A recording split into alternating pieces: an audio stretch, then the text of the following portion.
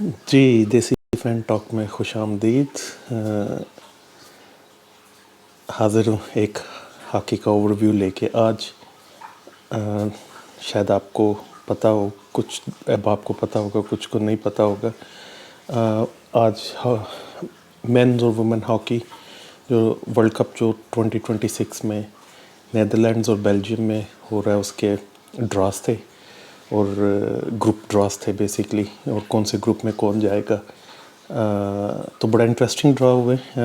FIH ने शायद पहली दफ़ा ऐसा इत्माम किया जिसमें एक लाइव उन्होंने सेरेमनी भी की है ड्रॉ की, और एक छोटी सी तकरीब भी की है जिसको तैयब इकराम साहब ने ख़िताब भी किया, और कुछ हॉलैंड के प्लेयर्स थे, कुछ फॉर्मर बेल्जियम के प्लेयर्स थे, and so on so fourth. उन्होंने मैस्कॉट वगैरह भी उसका लॉन्च किया, which is a very little small step towards right direction. मेरा ख्याल है कि इस तरह से होना चाहिए, और इसको ज़्यादा फेम और ज़्यादा उस तरह से होना चाहिए, लेकिन उस तरह की media coverage to be honest नहीं थी जिस तरह की एक वर्ल्ड कप के लिए होनी चाहिए। बट एनीवे, कम हुआ ज़्यादा हुआ तो सही।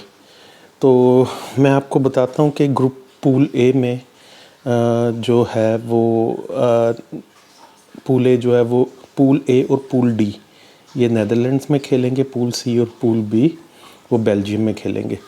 तो चलते हैं पूल को रिव्यू करते हैं। पूल ए में जो पहली टीम है वो नीदरलैंड्स है, अर्जेंटीना है सेकंड, न्यूजीलैंड है और जापान है। Well, this could be an interesting pool, क्योंकि अर्जेंटाइन जो है वो अच्छी एक टफ फाइट करती है। नीदरलैंड एक कम्प्रीहेंसिव कंप्लीट टीम है, और मेरा ख्याल है वो फेवरेट भी हैं वर्ल्ड कप जीतने के लिए। तो इस पूल में जो मैचेस होंगे वो अर्जेंटाइन के, जापान और न्यूजीलैंड के साथ काफ़ी इंटरेस्टिंग मैच होंगे, और न्यूजीलैंड और जापान का आपस में काफ़ी इंटरेस्टिंग होगा। आप जापान की टीम को जैसे हमने बीट किया वैसे ना लें, क्योंकि वो डेवलपमेंट टीम थी, वो उस पर काफ़ी काम कर रहे हैं, और मेरा ख्याल है कि वो काफ़ी इम्प्रूव हो जाएंगे अगले 3-4 महीने में। तो this will B an interesting pool. मेरा ख्याल है कि नीदरलैंड इस पूल को टॉप करेगा, और सेकंड के लिए अर्जेंटीना और न्यूजीलैंड के दरमियान एक अच्छा मैच पड़ना चाहिए। That's what I think. Japan can surprise, लेकिन मेरा ख्याल है कि अर्जेंटीना और न्यूजीलैंड के दरमियान, so it's not an easy pool. As आप इनकी पिछली हॉकी देखें तो ये सारी टीमें अच्छी हॉकी खेल रही हैं। पूल बी, इसमें बेल्जियम है, ये बेल्जियम में पूल होगा, जर्मनी है, फ्रांस है और मलेशिया।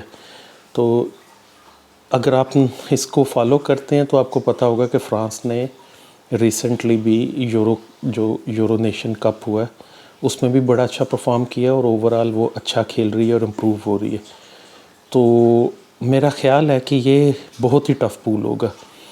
जर्मनी भी कोई हल्की टीम नहीं है, बेल्जियम भी हल्की टीम नहीं है, लेकिन ऑन अ डे फ्रांस भी बहुत अच्छी टीम है। वो यूरोपियन टीम है तो वो अच्छे तरीके से खेलते हैं। पिछले दिनों उन्होंने अपने कुछ मैचेस में एक दफ़ा मैच में अभी जर्मनी को हराया भी है, और हारे भी हैं। तो इस तरह से ये निस्बतन मेरा फिर भी ख्याल है कि बेल्जियम और जर्मनी जो है ये इस पूल में से इनको ऊपर आना चाहिए। That's my thought. लेकिन फ्रांस का आउटसाइड चांस है, लेकिन उससे बेल्जियम और जर्मनी दोनों में से एक टीम को हराना पड़ेगा। So that's my thought. रही बात मलेशिया की, तो उनकी रीसेंट फॉर्म तो इतनी अच्छी नहीं है, लेकिन देर अ गुड टीम, तो probably you can watch some good matches out of them. लेकिन अगर वो, मुझे नहीं लगता कि उनके चांस आगे क्वालिफाई करने के होंगे। पूल सी, ये भी बेल्जियम में बेस्ड है। तो पूल सी में ऑस्ट्रेलिया है, स्पेन है, आयरलैंड है और साउथ अफ्रीका। ये मेरे ख्याल में टेक्निकली सबसे टफ़ पूल है। अगर हमारे फैंस, हमारे दोस्त, हॉकी के फॉलोअर्स इसको फॉलो कर रहे हैं, ऑस्ट्रेलिया और स्पेन का तो सबको पता, प्रो लीग में आपने देख भी लिए कि कितनी इम्प्रूव गेम है और कितनी अच्छी है। आयरलैंड इस वक्त बहुत अच्छी हॉकी खेल रहा है। मेरा ख्याल है इस वक्त वर्ल्ड नंबर 9 है या वर्ल्ड नंबर 10 है, और मैंने उनको क्वालिफायर में देखा है। They are playing such a brilliant hockey, बहुत इलेक्ट्रिक, बहुत कंट्रोल्ड, बहुत ज़बरदस्त हॉकी खेल रहे हैं। So they will not be an easy team कि वो आउट जाए। और साउथ अफ्रीका आपको पता है हमेशा से अच्छी गेम, मीडियोकर भी नहीं है और वो अबव एवरेज भी नहीं है, लेकिन वो हमेशा से टफ फाइट देने वाली टीम है।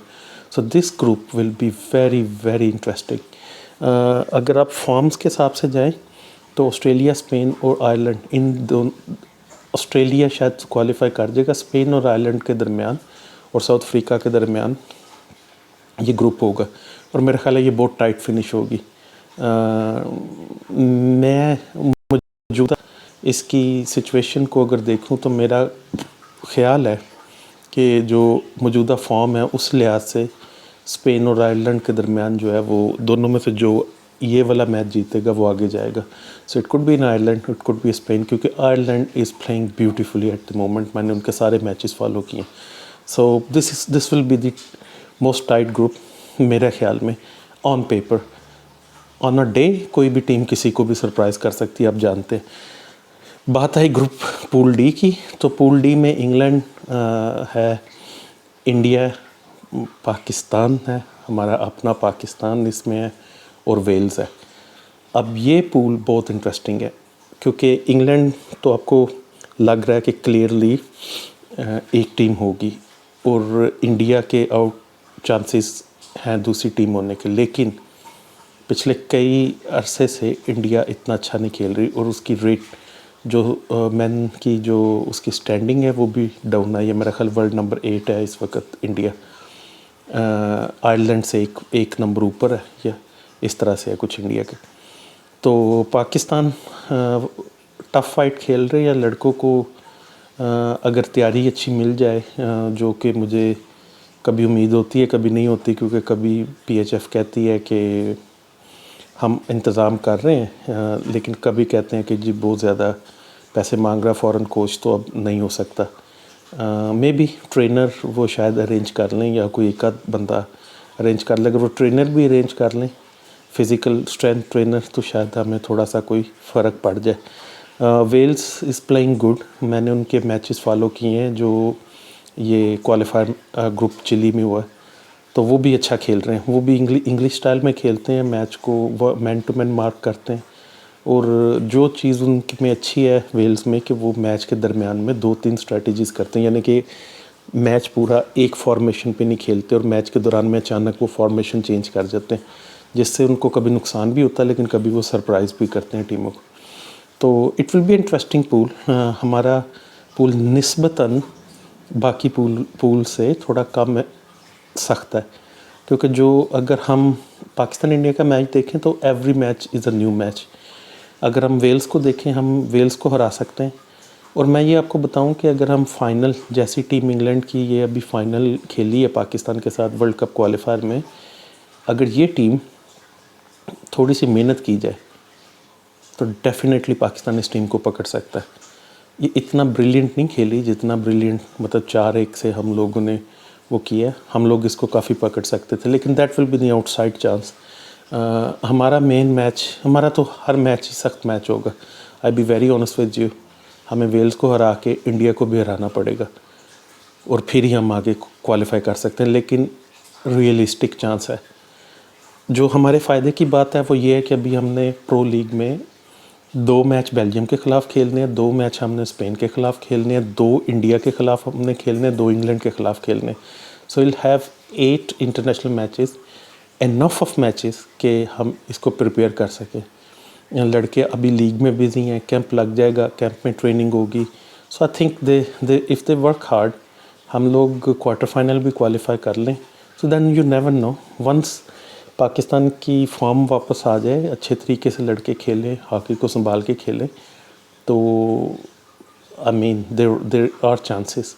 लेकिन ये बड़ी आगे की बात है। मेरा ख्याल है कि ये 8 मैचेस जो हैं प्रो लीग के, इसको पाकिस्तान कंसंट्रेट करे। मैचेस की स्केजुअल अभी अनाउंस नहीं हुआ कि किसका कहाँ किस दिन पे मैचेस होने, तो डेफिनेटली मेरी कोशिश है कि मैं पूरा वर्ल्ड कप वहाँ पे हॉलैंड में जाके लाइव देखूं। तो कल शायद स्केजुअल अनाउंस होगा, तो फिर मुझे पता चल जाएगा कि कौन सी डेज़ की टिकट्स लेनी है, तो मैं उस हिसाब से बुकिंग करवाऊंगा। तो आपको इंशाल्लाह ताला मैच के दरमियान में से भी लाइव करने की कोशिश करेंगे, नहीं तो मैच के एंड पे आपके साथ गपशप लगा करेगी।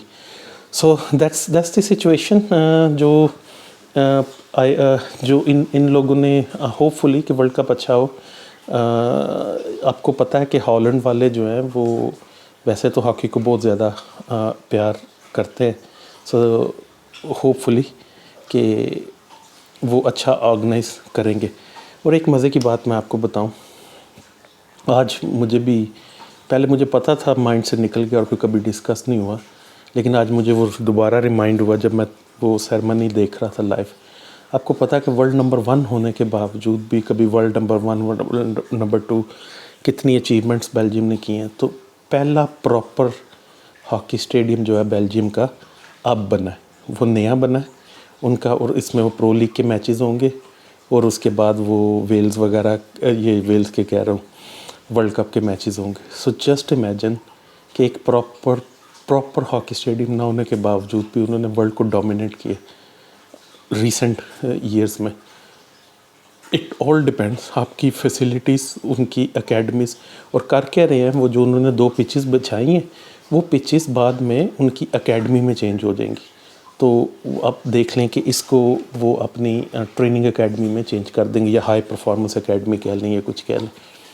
तो इस तरह से यूरोपियन काम करते हैं। मैं उम्मीद करता हूँ कि कुछ अगले 1-2 साल में PHF अगर स्टेबल हो जाए तो कोई छोटा मोटा टूर्नामेंट, कोई नेशन कप, कुछ इस तरह के कप्स या कुछ होस्ट करे इंटरनेशनल इवेंट। पाकिस्तान में सालों साल हो गए, मेरे ख्याल है डेकेड से ऊपर हो गए, या 2 दहाइयाँ तकरीबन हो गई हैं कि हमने कोई प्रॉपर इंटरनेशनल मैच होस्ट नहीं किया।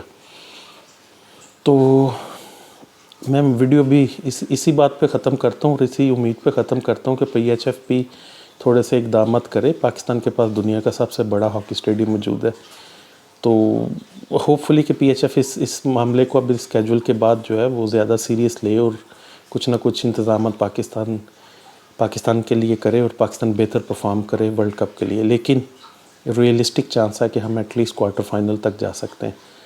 सो जुड़े रहिए हमसे और मिलते हैं इंशाल्लाह नेक्स्ट वीडियो में। कुछ टॉपिक हमने इसको लाइन अप किया है, कुछ टॉपिक मैं फ़ाइनलाइज़ कर रहा हूँ, कुछ लोगों को फ़ाइनलाइज़ कर रहा हूँ। तो हम कुछ हॉकी प्लेयर्स के, कुछ हॉकी ऑफिशियल्स के, कुछ हाई परफॉर्मेंस कोचेस के इंटरव्यू वगैरह करेंगे और फिर आपको मज़ीद इसमें करेंगे, और रोड टू वर्ल्ड कप हम पूरा तरह से बिल्टअप रखेंगे और आपसे कनेक्ट रहेंगे। तो जुड़े रहिए हमसे, इसे लाइक करें, सब्सक्राइब करें प्लीज़। तो मिलते हैं इंशाल्लाह नेक्स्ट वीडियो में। Thank you.